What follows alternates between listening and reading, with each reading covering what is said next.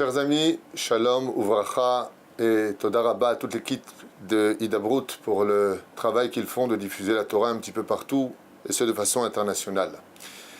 Quelques mots sur le mois d'Elul, un mois exceptionnel reconnu par tous nos Chachamim puisque Rabbi Yehuda Tzadka Zecher Tzadik Vekadosh Ivracha, Rosh Yeshiva de l'Yeshiva de Porat Yosef, expliquait que ce mois est si occasionnel et exceptionnel qu'il faut en réalité les 11 mois qui précèdent le mois de Elul pour pouvoir pénétrer ce mois avec Baruch Hashem beaucoup d'enthousiasme et profiter d'une ouverture qui nous est offerte que pendant cette période-là uniquement dans l'année. Comme l'a dit le roi Salomon, Ani les Dodi, Vedodili, puisque le Créateur du monde, comme vous le savez tous, descend du 7e palier au niveau des cieux qui se sont fermés depuis la destruction du temple et même au-delà de cela, et que tous les cieux s'ouvrent pendant cette période et que c'est le Créateur du monde qui descend parmi nous. Nous n'avons pas besoin de faire d'efforts pour parler à Hachem, mais c'est le Créateur du monde qui se promène parmi tous les cœurs des enfants d'Israël pour vérifier et voir si aujourd'hui nous sommes capables de profiter d'une occasion unique dans ce domaine. Rabbi Nachman de Breslev enseigne dans le Sefer Amidot que celui qui reconnaît, celui qui accepte de comprendre et de formuler avec ses lèvres qu'il s'est trompé, c'est ce qu'on appelle les slichot, particulièrement pendant cette période du mois d'août, ou ben haolam abba. Il serait à ce moment-là devenu héritier du monde futur. Ce que j'aimerais développer avec vous en quelques instants, c'est en quoi cette période est si exceptionnelle pour que les Chachamim nous demandent de nous préparer 11 mois avant pour un mois aussi grandiose. Mashlu mashal lema davar domé. Les Chachamim nous ont donné une image à quoi cela ressemble. Il était une fois l'histoire d'un homme qui avait été accusé de graves méfaits. Et donc il fut convoqué à une date précise, arrivé à un tribunal. Et puis voilà que s'installant dans la salle d'attente, il avait à peu près une demi-heure d'attente, 30 minutes. Et puis il s'est assis comme ça, en réfléchissant à droite, à gauche, et puis il regardait par la fenêtre, et puis il se tenait debout, et puis il s'asseyait. Alors est venu le secrétaire. Le secrétaire du juge est venu, et puis il l'a vu comme ça assis, il lui a dit « Vous savez, j'ai un secret à vous livrer. La personne que vous voyez passer devant vous dans le couloir n'est autre que le juge de la Cour suprême. C'est lui qui va vous juger. Et c'est un homme exceptionnel. Il a un cœur en or. Mais ce qu'il a au-dessus de tout, c'est que c'est un père très très proche de ses enfants.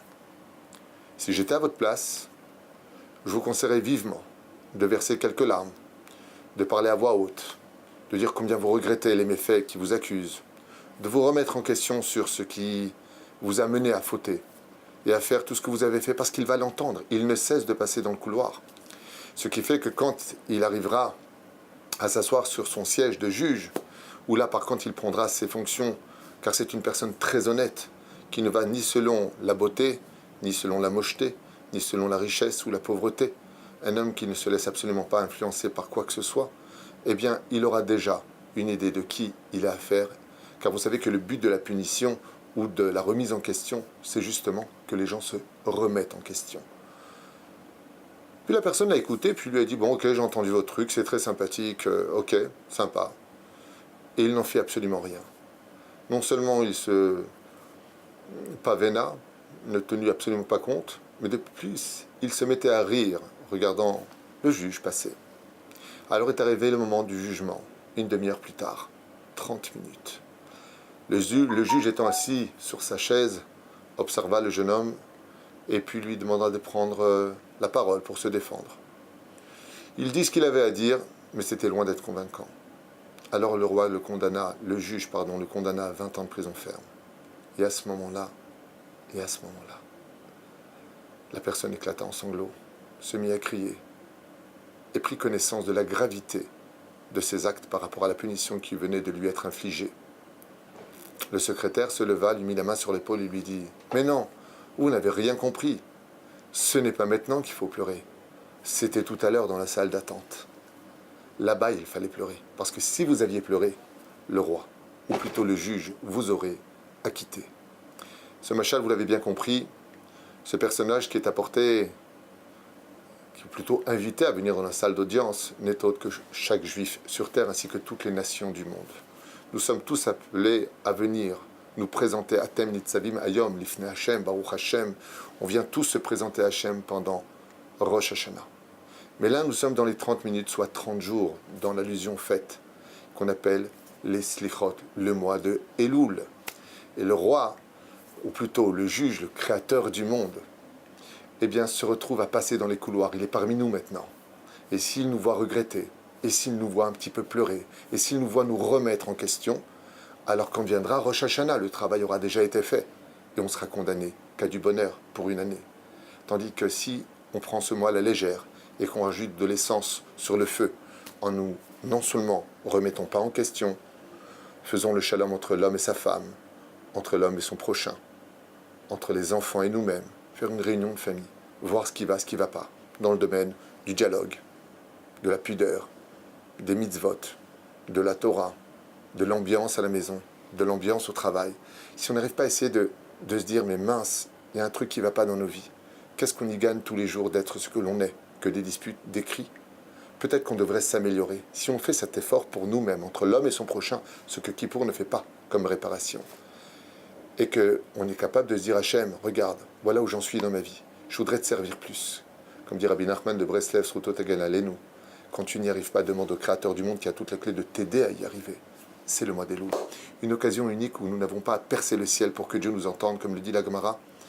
Depuis que le Beth Amikdash a été détruit, toutes les portes ont été fermées, sauf celle des larmes. Exceptionnellement aujourd'hui, dès que va commencer ce mois merveilleux, qui est le mois des loups, nous avons l'occasion de pouvoir parler à Hachem, panim el panim, comme Moshe le fit à l'époque. Une occasion unique de 30 jours pour nous, de nous lever un peu plus le matin, de venir prier à Hachem, de lui demander non seulement de nous pardonner, mais surtout de prendre conscience qu'on a une chance inouïe aujourd'hui.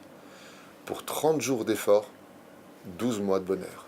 La chance est devant nous. À nous de la saisir ou pas. En espérant, Be'ezrat Hashem, que la Géoula soit très très proche pour nous tous. Même si dans l'absolu, on peut dire que la nation d'Israël, Am Israël, Kedoshim, Baruch Baruch Shemu, fait un travail phénoménal. Chaque juif est rempli de mitzvot karimon, mamash. Il n'en reste pas moins que vis-à-vis d'Hachem, on a encore quelques petits efforts à faire avant que vienne le Melech HaMashiach, Bimher Abeyamenu, Amen, et que Kulan ou Yishechad, Belev Echad, Be'ezrat Hashem, on s'unisse. Je finirai juste avec une dernière phrase. Il faut savoir qu'aujourd'hui, la mitzvah principale pour chacun de nous, c'est la hardout. La hardout, c'est l'unité. Parce que la différence entre l'unité à l'échelle individuelle et l'unité d'un peuple, c'est qu'à l'échelle individuelle, nos fautes existent, mais qu'à l'échelle nationale, quand on est un peuple, Goy Echad Ba'aretz, quand on est une nation, au niveau de la nation, eh bien, le Rav de Vologie nous apprend que le peuple ne faute pas. Parce que nous sommes Chelek Elokam Ima'al, et pour cela, il faut arriver au niveau de la hardout. Alors, Yiratson Be'ezrat Hashem, qu'on soit capable aujourd'hui de se dire stop pour les guerres, et bonjour au shalom entre nous tous, car on a le droit de penser différent, c'est sûr. Mais il faut être aussi capable de danser ensemble et de se sourire les uns aux autres, pour que Be'ezrat Hashem à Rosh Hashanah, en tant que peuple d'Israël, Tzibur, Tzadikim, Benonim, Berechaim, que tu sois tzadik, que tu sois moyen, ou que tu sois même impie. Si on est capable d'être ensemble, Be'ezrat Hashem, de faire cet effort, d'arrêter de tout le temps regarder les défauts de l'autre, au lieu de regarder les qualités de l'autre, alors il est certain que Be'ezrat Hashem, on aura une année unie dans le bonheur, dans la joie, dans l'allégresse, et surtout dans la Géoula. Kol Tuv, Veleitraot.